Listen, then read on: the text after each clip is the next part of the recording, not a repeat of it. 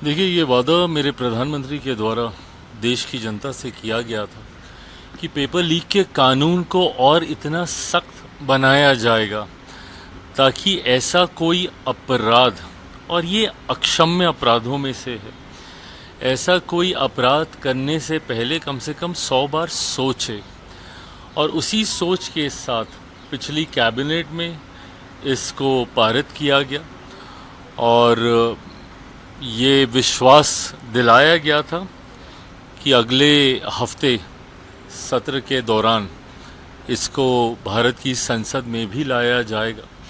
इसमें कई प्रावधानों को पहले से ज़्यादा मजबूत करने का काम किया गया,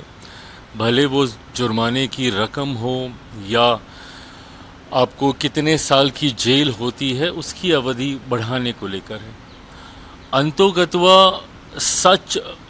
या सोच इसके पीछे की इतनी ही है कि जो ऐसे असामाजिक तत्व हैं जो कहीं ना कहीं हमारे भारत के भविष्य को खराब करने की सोच के साथ ऐसे कदम उठाने का प्रयास करते हैं, कैसे उनकी मानसिकता पर, कैसे उनके आचरण पर रोक लगाई जा सके,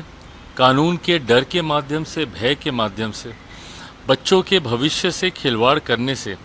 कैसे उन्हें रोका जा सके। क्योंकि मेरे लिए, मेरी सरकार के लिए चिंता का विषय है जिस तरीके से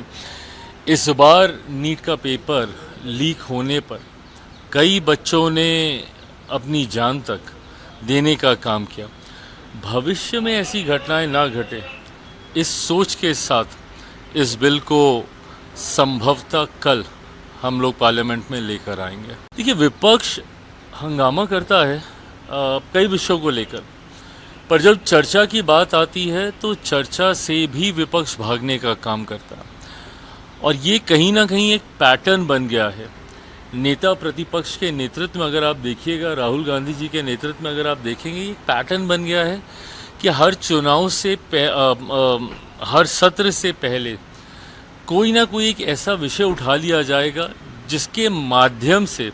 सदन को बाधित करने का प्रयास किया जाएगा। कभी ये एसआईआर के रूप में होता है, उससे पहले कई और विषय थे, कभी सीए को लेकर, कभी अलग अलग विषयों को लेकर सदन को कैसे चलने से बाधित किया जाए। नेता प्रतिपक्ष की सोच अब बस इतने पे ही सीमित हो गई है। आकर वो सदन में किसी विषय को लेकर चर्चा करना ही नहीं चाहते हैं। आज भी मैं, मेरी सरकार विपक्ष के द्वारा उठाए गए हर एक चिंता पर हम लोग चर्चा करने के लिए तैयार हैं, पर हर बार इस तरीके से हंगामा करना और चर्चा से भागना, ये विपक्ष ने एक रणनीति का हिस्सा बना लिया है, जो मैं मानता हूं कि लोकतंत्र में कतई उचित नहीं है।